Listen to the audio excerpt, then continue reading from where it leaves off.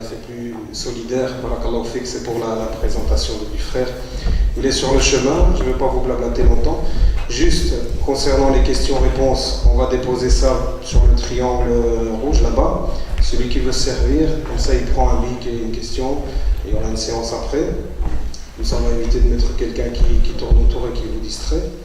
Deuxièmement, pour les sœurs, ça va être pareil. Donc, on va essayer de mettre quelque chose sur une table là-bas, en tout cas à l'entrée, un bloc de questions. Donc, s'il y en a une d'entre vous qui veut se charger, fisabilillah, de faire le travail de récupération ou autre, on viendra les chercher d'ici une demi-heure. Donc, je vais laisser notre frère Fawzi bien-aimé ici réciter quelques sourates. Inch'Allah, tout à l'heure.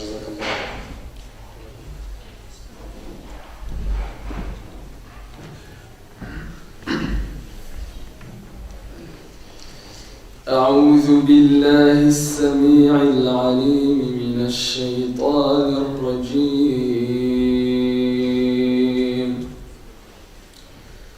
بسم الله الرحمن الرحيم. تبارك الذي جعل في السماء بروجا وجعل فيها سراجا وقمرا منيرا وهو الذي جعل الليل والنهار خلفة لمن أراد أن يذكر أو أراد شكورا. وعباد الرحمن الذين يمشون على الأرض هونا وإذا خاطبهم الجاهلون قالوا سلاما. والذين يبيتون لربهم سجدا وقياما. والذين يقولون ربنا اصرف عنا عذاب جهنم إن عذابها كان غراما إنها ساءت مستقرا ومقاما. والذين إذا أنفقوا لم يسرفوا ولم يقتروا وكان بين ذلك قواما. والذين لا يدعون مع الله إلها آخر ولا يقتلون النفس التي حرم الله إلا بالحق ولا يزنون. ومن يفعل ذلك يلقى أثاما يضاعف له العذاب يوم القيامة ويخلد فيه مهانا إلا من تاب وآمن وعمل عملا صالحا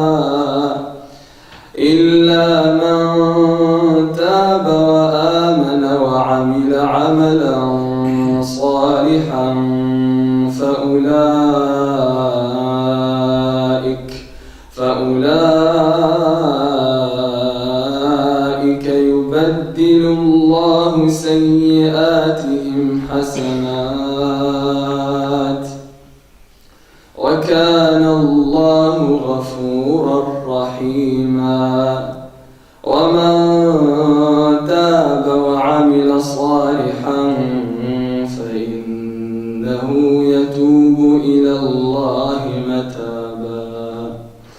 والذين لا يشهدون الزور وإذا مروا باللغو مروا كراما. والذين إذا ذكروا بآيات ربهم لم يخروا عليها صما وعميانا. والذين يقولون ربنا هب لنا من أزواجنا وذرياتنا قرة أعين واجعلنا للمتقين إماما أولئك يجزون الغرفة بما صبروا ويلقون فيها تحية وسلاما خالدين فيها حسنت مستقرا ومقاما قل ما يعبأ بكم ربي لولا دعاؤكم فقد كذبتم فسوف يكون لزاما.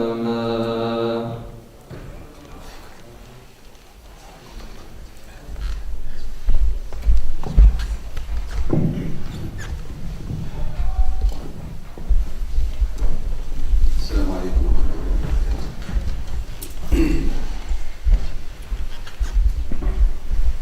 الحمد لله رب العالمين والعاقبة للمتقين والصلاة والسلام على خاتم الأنبياء والمرسلين سيدنا محمد صلى الله عليه وعلى آله وصحبه أجمعين. الحمد لله الذي هدانا لهذا وما كنا لنهتدي لولا أن هدانا الله. رب اشرح لي صدري ويسر لي أمري واحلل عقدة من لساني يفقهوا قولي. سبحانك لا علم لنا إلا ما علمتنا إنك أنت العليم الحكيم. اللهم انفعنا بما تعلمنا وانفع بنا وزدنا علما يا رب العالمين. السلام عليكم ورحمة الله وبركاته. Si les frères qui sont très loin de nous se rapprochent un petit peu pour qu'il y ait plus de bénédictions dans ce cercle, il y a des appuis ici.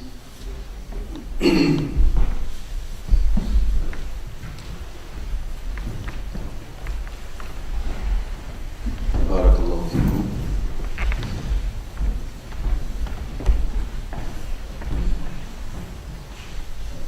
On m'a demandé de vous parler du sujet qui me touche le plus.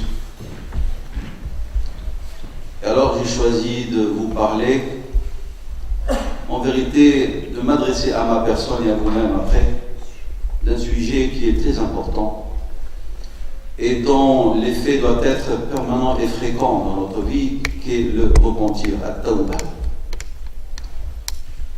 Et j'ai choisi d'intituler le titre de la conférence que at-tawbah, repentir, c'est un état de prise de conscience et d'éveil du cœur et de l'esprit, mais en même temps c'est un retour permanent vers Allah subhanahu wa ta'ala. Rasulullah sallallahu alayhi wa sallam, l'infaillible, le ma'soum, on nous a rapporté qu'il demandait pardon à Dieu 100 fois par jour, alors qu'il était infaillible, c'est-à-dire l'erreur ne peut pas être une de ses caractéristiques humaines.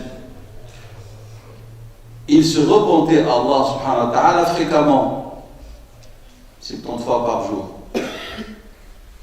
Et vous connaissez toutes les invocations que l'on nous a transmises de sa part, sallallahu alayhi wa sallam, qui expriment toute l'humilité et toute la modestie, toute la peur et toute la crainte et la vénération qu'il avait envers Allah subhanahu wa ta'ala. Parce que lorsqu'on parle d'invocation où il y a demande de pardon, le pardon est une conséquence au repentir, à tawbah. On se repent puis demande pardon. Alors vous connaissez tous et toutes Sayyidul Istighfar. Allahumma anta rabbi la ilaha illa anta khalaqtani wa ana abduka wa ana ala ahdika wa wa'dika mastata'tu a'udhu bika min sharri ma sana'tu. Qu'est-ce que le prophète a fait? Pour qu'il demande à Dieu, il dit a'udhu bika, cherche protection contre le mal de ce que j'ai commis. Il n'a jamais commis de mal, sallallahu alayhi wa sallam. Abou laka bi ni'matika alayya wa abou bi dhanbi. Je reconnais mon péché. فاغفر لي فإنه لا يغفر الذنوب إلا أنت. هذا رسول الله صلى الله عليه وسلم. Que dire de nous pauvres pécheurs? Réellement, nous sommes de réels pécheurs. celui qui ne pêche pas trop, il est effleuré par le péché. Celui qui est préservé par Allah subhanahu wa ta'ala, et ceux qui sont préservés, c'est ce qu'on appelle l'udul, les personnes honorables. L'udul, disent nos savants, ce sont ces savants, ces maîtres de la pensée islamique, et qui sont considérés comme honnêtes et fiables dans leur transmission du hadith de Rasulallah. Ils disent d'eux, ils définissent l'adlu d'entre eux, ils disent al-adlu huwa alladhi la yartakibu al-kaba'ira wa fi aghlab al-ahyan as-sagha'ira. L'honorable, fiable, qui transmet la parole du prophète sallam et on accepte sa transmission, c'est celui qui ne commet jamais les péchés majeurs. Et dans la plupart du temps, il ne tombe pas dans les péchés mineurs. Nous ne sommes pas parmi les udul. C'est la vérité. Donc nous sommes des pécheurs. Et Dieu nous dit que nous allons pécher et que nous allons, par notre faiblesse, commettre des erreurs et tomber dans le péché. Allah subhanahu wa ta'ala, par amour, il nous a prescrit et légiféré à Tawbah, comme une porte, pour que l'on ne tombe pas dans le désespoir et pour qu'on ne s'éloigne pas de lui. Donc nous allons essayer, Inch'Allah ta'ala, dans ce laps de temps qu'on nous a accordé, de vous parler de ce sujet, et que ces événements et ces informations que nous allons vous rapporter vous permettent d'agir avec conscience et en permanence pour ne jamais rompre le lien avec Allah subhanahu wa ta'ala. Je commence par une citation d'Abu Hamid al-Ghazali rahimahullah ta'ala, savant musulman du 6e siècle de l'Égypte. Il est mort en 505, début du 6e siècle. Il dit ceci. Il dit, lorsqu'on parle de la tawbah, du repentir, cela exige ou nécessite la connaissance de trois choses. La première, connaître, être conscient de la gravité du péché. Celui qui sous-estime le péché ne saura pas se repentir. Il faut que celui qui veut être un vrai repentant reconnaisse que le péché est grave. C'est quelque chose de dangereux. Alors il pourra se repentir. Mais celui pour qui le péché est quelque chose de banal, il va s'enfoncer dans le péché. Il ne pourra pas revenir vers Allah subhanahu wa ta'ala et se repentir. Donc, premier élément important, reconnaître la gravité du péché et que c'est un poison qui détruit le serviteur et qui s'installe comme un voile entre vous et le Seigneur. Ça, c'est la première chose dont chaque croyant et croyant doit être conscient. Deuxième élément, si la personne reconnaît cela, alors il doit se révolter contre cette situation. Et sa révolte, elle va s'exprimer par la douleur du cœur. Il y a de la douleur en soi-même. Cette douleur, ce qu'il dit, il n'invente pas, c'est l'expression de sa connaissance des textes. Cette douleur, ce que notre prophète l'avait appelé al-nadam, le regret amer. C'est les hishb al-alam, ils sont la douleur d'avoir péché, d'avoir commis l'erreur. Cette douleur, c'est elle qui a poussé Ibn al-Qayyim rahimahullah dans son livre Madarij as-Salikin à se poser la question suivante. Et il va trancher. Faut-il être quelqu'un qui n'a jamais commis de péché ou quelqu'un qui a péché et qui vit toute sa vie dans quoi? Dans l'humilité et la crainte du péché commis. Il dit ça, dhanban wallada hasra, un péché qui va faire naître dans le cœur une douleur et un regret permanent. Parce qu'il dit, celui qui n'a jamais péché ne connaîtra pas la crainte et la peur. Tandis que celui-là qui a péché et qui revient à Allah va vivre dans cette peur. Et cette peur, en vérité, va le rapprocher de Dieu. C'est cette peur qui fait naître dans le cœur ce qu'on appelle le taqwa. Donc ça, c'est le deuxième élément. Troisième élément, il dit une action.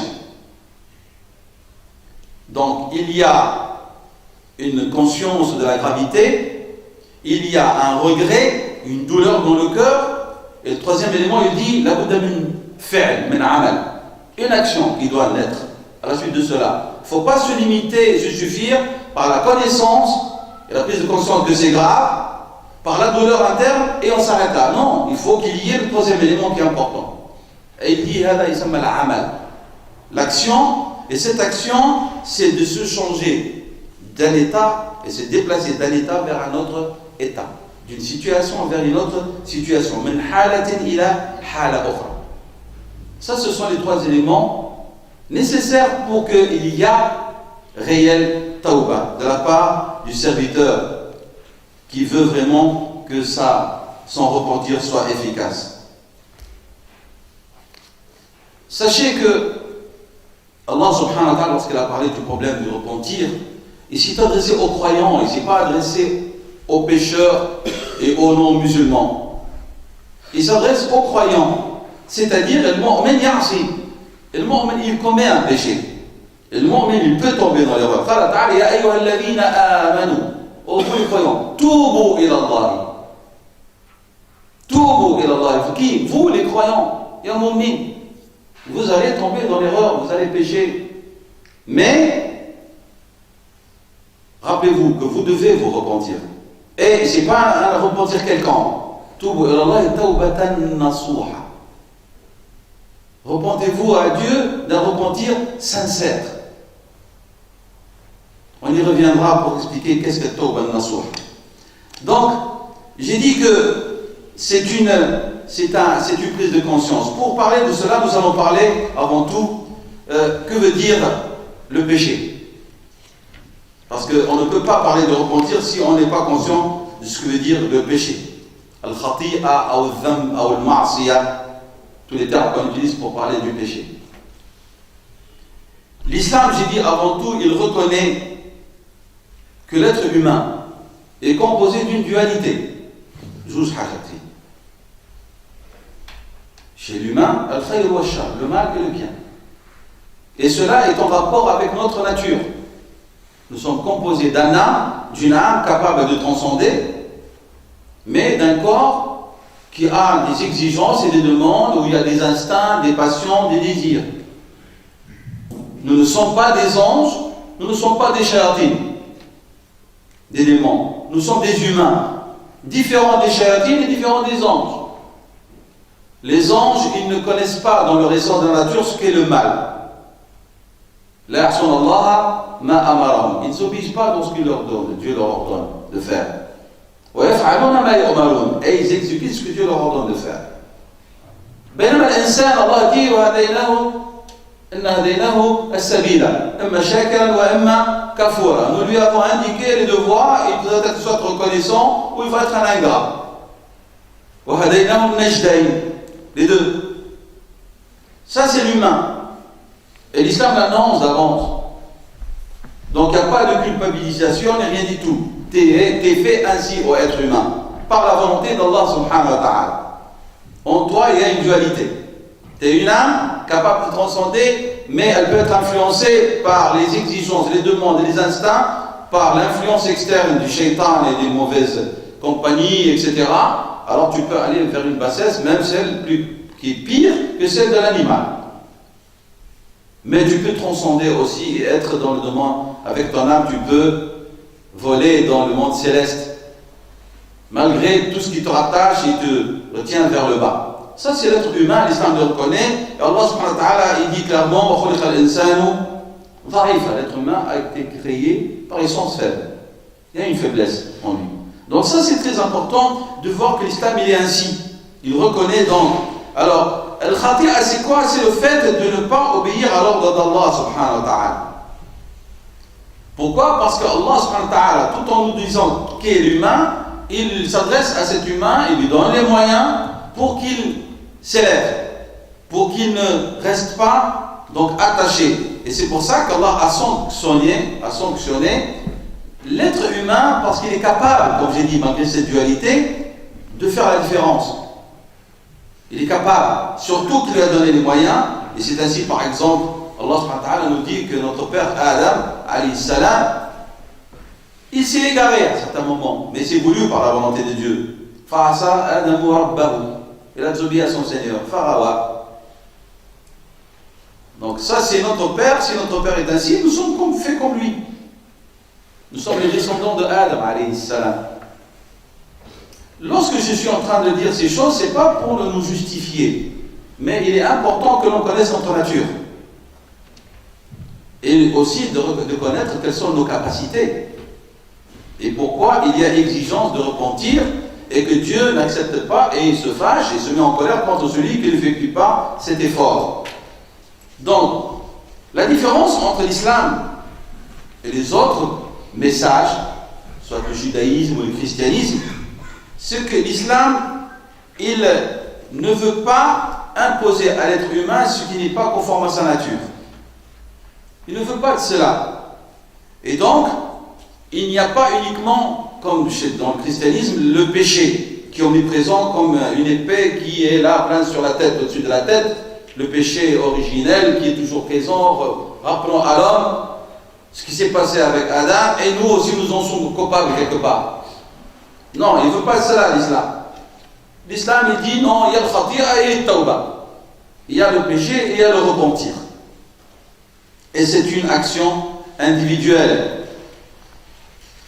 Donc, cette khati'a, quelles sont ses causes? Pourquoi est-ce qu'elle arrive? Pourquoi le péché arrive-t-il? Pourquoi est-ce qu'on commet al-ma'siyah? On commet al-ma'siyah parce qu'il y a faiblesse d'une idée principale, point de vue islamique, c'est la présence de Dieu, subhanahu wa ta'ala, dans notre vie. On croit en Dieu. On dit shahada, ashhadu an la ilaha illallah, ashhadu anna Muhammadan rasulullah. Nous salli, on fait la prière, je parle de ceux qui prient. Ceux qui ne prient pas, c'est une autre histoire. Parlons de ceux qui prient et qui viennent au lieu de culte et qui célèbrent.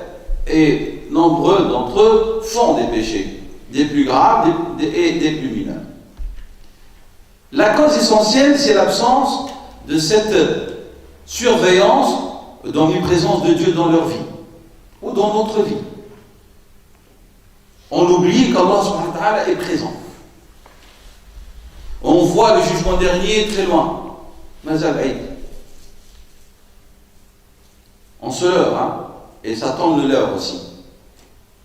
Je suis encore jeune. Ça va passer, Inch'Allah.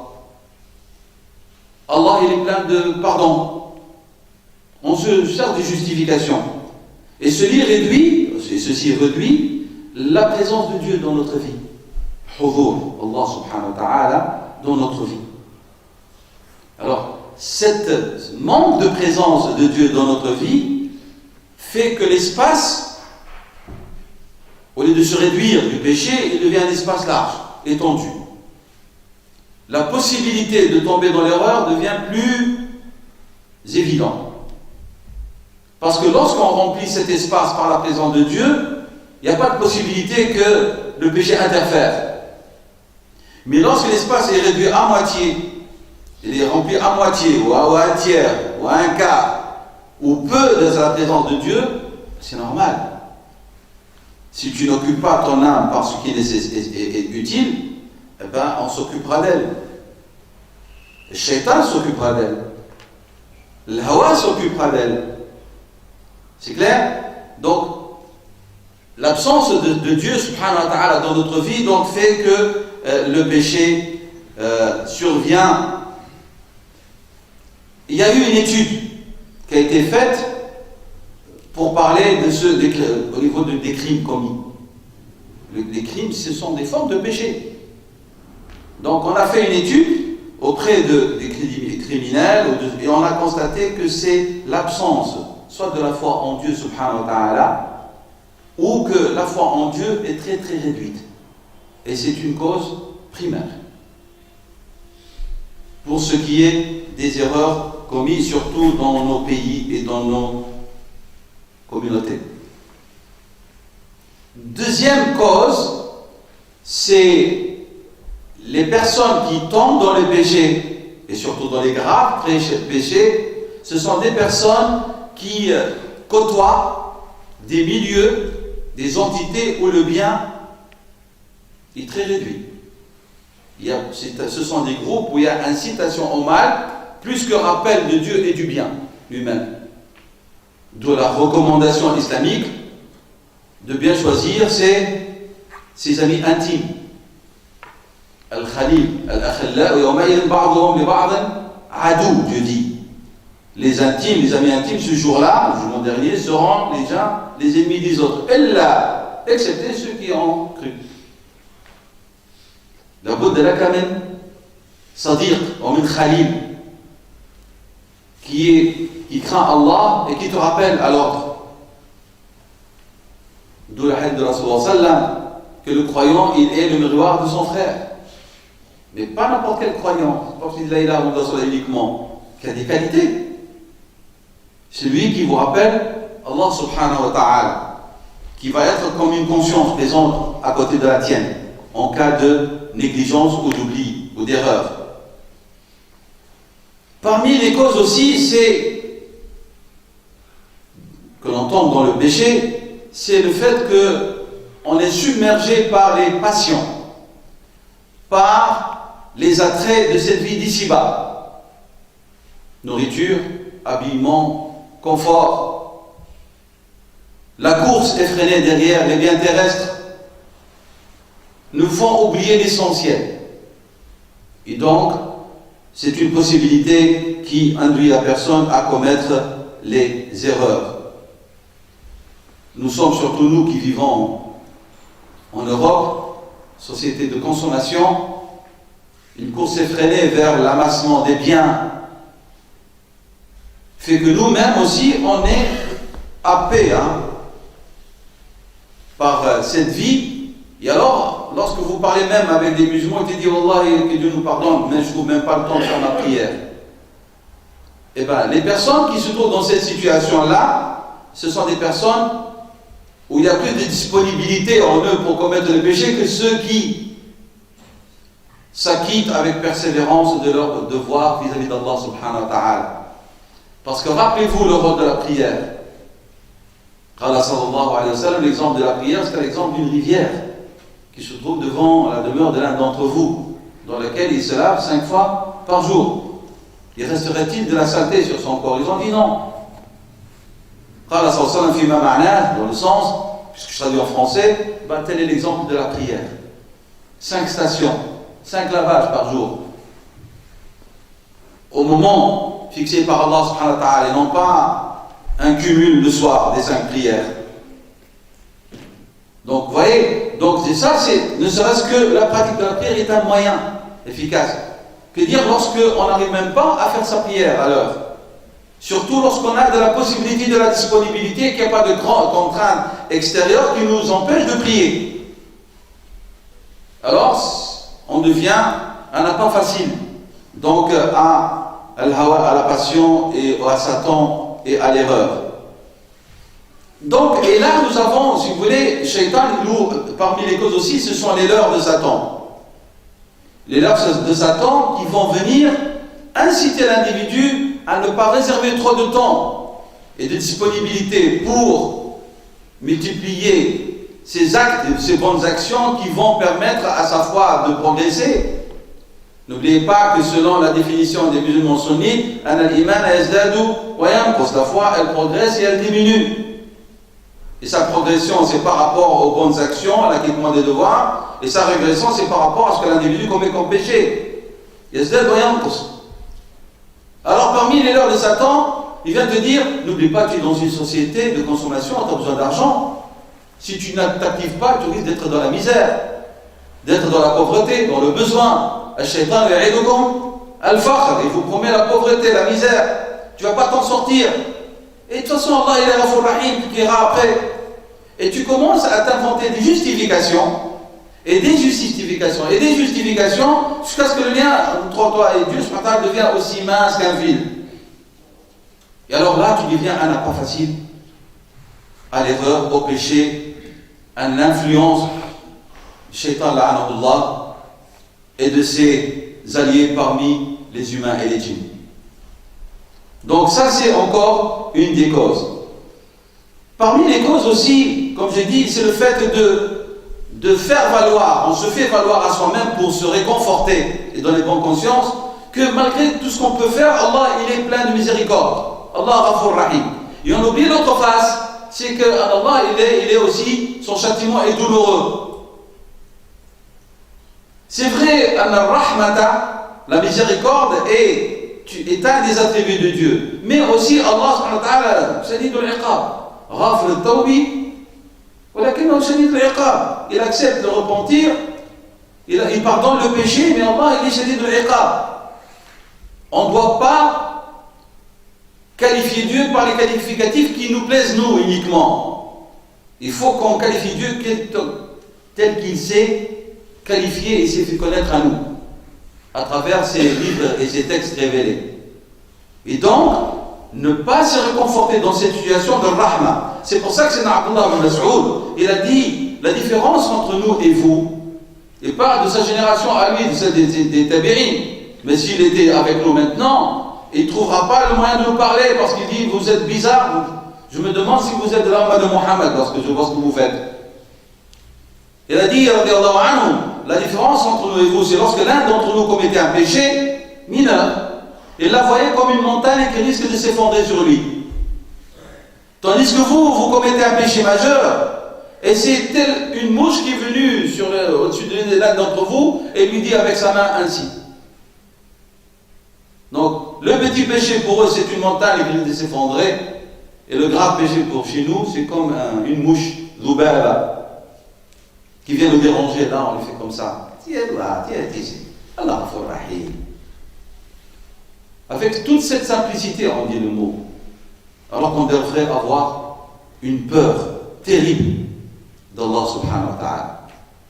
Donc c'est ça aussi une des causes qui nous incite à tomber dans l'erreur.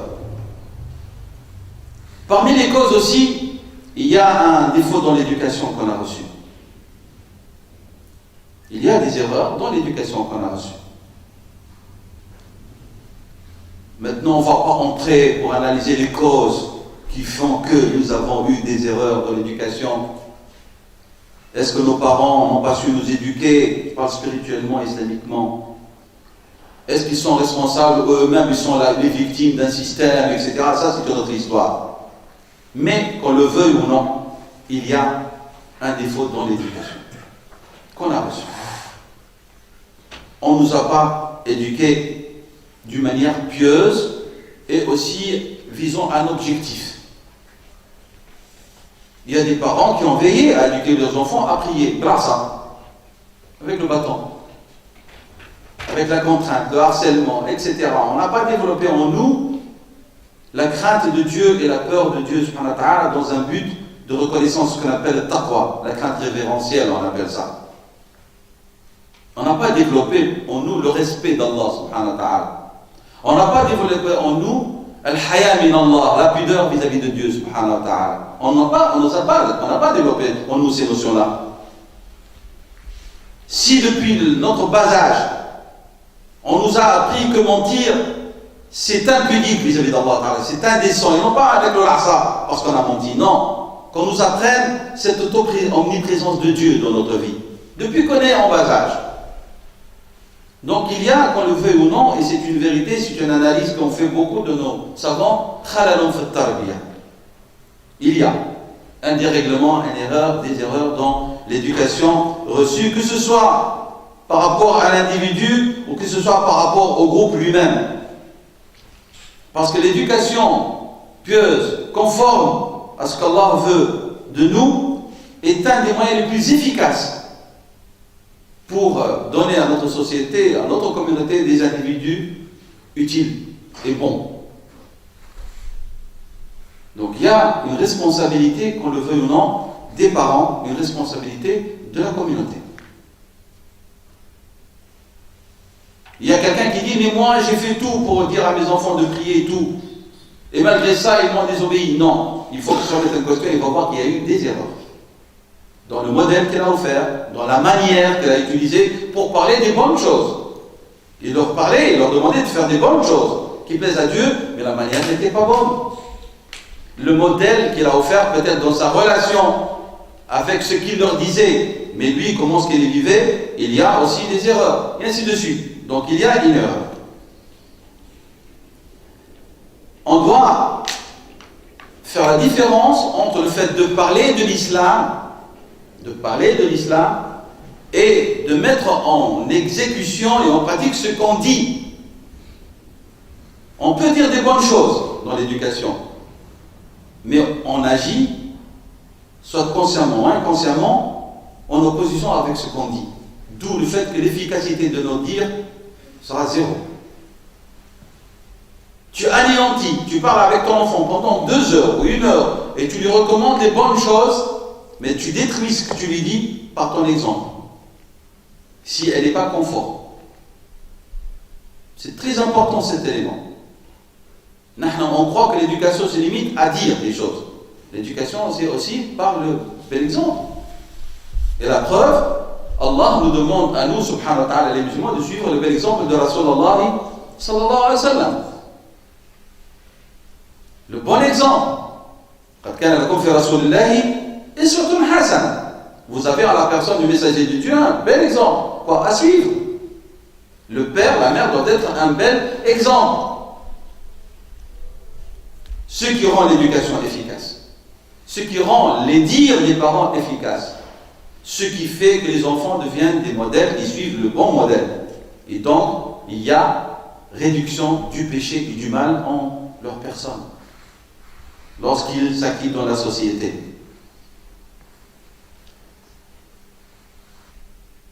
Les conséquences, si vous voulez, du péché, c'est que l'individu ne va plus être conscient de ce qu'il dit, ce qu'il fait, ce qu'il entend. Il ne va pas être conscient qu'en vérité, en s'articulant dans la société, selon l'islam, il est responsable de tous ses faits et gestes. Tandis qu'en vérité, l'être repentant et conscient, il sait que ce qu'il dit, ce qu'il fait, ce qu'il regarde ou ce qu'il voit est sujet de caution ou de sanction de la part d'Allah subhanahu wa ta'ala. Inna as-sam'a wal basar wal fu'ada kullu ulaika kana anhu mas'oula. Sama est responsable, il va être questionné. La vue, ce que vous avez là enfoui au fond de vous-mêmes, tout cela sera sujet d'interrogation et de questionnement de la part de Dieu subhanahu wa ta'ala. Il y a une responsabilité. Celui qui pêche, il n'est plus conscient de tout cela. Il n'est pas conscient de la responsabilité, de sa responsabilité vis-à-vis de sa vue, de son nuit, de ce qu'il a enfui au fond de lui-même. Parce que comme vous le savez, il y a a'mal al-jawarih, il y a les actions commises par les membres, mais aussi il y a a'mal al-qulub, il y a les actions du cœur. Voler, violenter, c'est a'mal al-jariha, interdit. Avoir de la haine et de l'envie al-hasad, c'est a'mal al-qalb, et c'est sanctionné. Al-hasad est un péché majeur en islam. L'envie, c'est-à-dire que tu souhaites, que tu vois mal déjà qu'un tel ou une telle, Dieu lui a accordé un bienfait. Tu n'es pas d'accord avec ce que Dieu a décrété à faire. Ça c'est un. Et que tu souhaites, et même que tu vas même parfois agir activement à spolier cette personne de ce bienfait que Dieu lui a accordé. La bonne santé, la réussite familiale, la réussite professionnelle, tu vas faire tout pour détruire. Et où loge ce péché, c'est dans le cœur. Donc, on a qu'a'amal al-jawarih, les actions, les actes des membres, on a qu'a'amal al-qulub, et les actions du cœur. Donc, la personne qui tombe dans le péché ne se rend plus compte, ça c'est la conséquence, de ce que commettent, de ce que accomplissent, ni sa vue, ni son nuit, ni son cœur. Il tombe dans ce qu'on appelle dans l'état de ghafla, de l'insouciance. Ça, c'est vraiment une des conséquences directes et des plus graves du péché, de khati'a. Donc ça, c'est une chose. J'ai dit tout à l'heure que al-ma'siya ou al-dhanb ou al-khati'a a fait partie de l'être humain. Dans tout rassemblement social, il y a des erreurs. On est dans un rassemblement, il va y avoir des frictions, des contacts et des interférences, des influences, il va y avoir des erreurs. Mais plus ce rassemblement il est sain, plus le péché dans ce groupe se réduit. Lorsqu'on est devant des personnes qui sont conscientes et qui ont compris les trois éléments qu'on a dit tout à l'heure, qui sont nécessaires pour le repentir. Être conscient de la gravité du péché. 2, on a dit le regret amer, cette douleur au fond du cœur, al-nadam. Et nous avons dit 3, al-amal, l'action. Alors lorsque vous avez des personnes qui ont réalisé, compris ces éléments-là, et qui aussi sont conscients de l'omniprésence d'Allah subhanahu wa ta'ala dans leur vie, qui ont bien compris que le péché, il intervient par tout moyen qui sont les membres et le cœur, à ce moment-là, dans ce rassemblement social, communautaire, le péché se réduit, malgré la capacité de l'être humain et dans sa nature qu'il est capable de pécher. Et c'est ça qui était la société type, modèle de Rasulullah sallallahu alayhi wa sallam avec ses compagnons. Ce sont des humains comme vous et moi. Mais le péché est tellement réduit, et lorsque l'un d'entre eux il commet le péché, il en est tellement infligé et affligé et attristé qu'il vient et dit à Rasulallah, personne n'est au courant de ce que j'ai fait, mais je te demande de me purifier. Et notre prophète fait tout pour lui expliquer et l'aider de repentir, par le refus de l'écouter, comme le Ramidiyya ou Ma'az. Et malgré ça, il y a une insistance, parce que ces personnes ont pris conscience de la gravité du péché, premier point. Et donc, il y avait une douleur. Alors, ils ont pris une décision, une action. Taharni, purifie-moi, ya Rasulallah. On est loin de cette action de Taharni, mais au moins qu'on fasse le tathir nous-mêmes, minimum. Et donc, il ne faut pas, comme j'ai dit, qu'on s'arrête au niveau du regret. L'action n'est pas complète. Reconnaître la gravité, et on a le regret, et on s'arrête là. C'est pas ça, tawbah. Il faut aller vers l'amal. C'est fondamental. Donc, reconnaître la gravité, c'est ce que moi j'ai appelé la prise de conscience. Et l'alam, c'est un état d'éveil. Mais alors, il faut qu'il y ait une action. Et cette action, elle est nécessaire à l'opération du repentir. Sinon, elle est incomplète et elle n'aura aucun effet. Il n'y aura pas de changement dans votre état. Le prophète a dit sallallahu alayhi wa sallam que tout être humain est né selon une nature bien propre à l'humain. Il naît avec une nature qui est propre à lui, et cette nature, c'est celle du tawhid, et de la reconnaissance de Dieu, subhanahu wa ta'ala. Tout être humain, quel qu'il soit. C'est-à-dire, le tawhid, c'est-à-dire le bien.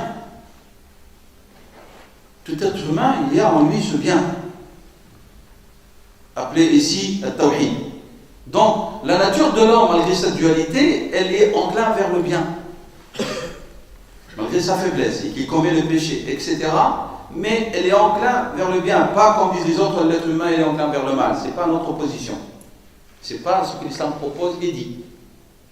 Donc tout individu. C'est-à-dire que la nature de l'homme n'est pas une nature de péché, de mal. Un être mauvais par nature. Ce n'est pas la position musulmane. Il n'y a pas cette idée-là. Mais l'être humain, Allah subhanahu wa ta'ala, lorsqu'il a commis en la personne de notre père, Adam alayhi salam, cette déviation voulue par Dieu, Dieu qu'est-ce qu'il a fait? Il a fait que descendre sur terre. Descendez. Une descente pour mettre la personne devant sa responsabilité. Et une descente qui a été suivie par quoi? Par une tawbah de la part de Dieu pour notre père Adam alayhi salam. Et notre mère Ève aussi, Hawa. L'homme dans le Coran, l'homme coranique si on veut l'appeler comme ça, l'homme dans le Coran est un homme qui est bon, qui n'est pas mauvais par nature, et que le fait que notre père est tombé dans l'erreur et que nous pouvons tomber dans l'erreur, c'est pour nous expliquer deux choses propres à l'homme, telles que Dieu l'avait voulu. Adam alayhi salam, dans sa première nature, il était dans un état, on va dire, d'inconscience de ce qu'il est comme humain. Il était inconscient qu'il est un être humain avec des raras, des instincts. Nous sommes les mêmes humains, mais on est dans un état de conscience qu'il y a des instincts. D'où notre responsabilité multipliée par rapport à celle de notre Père.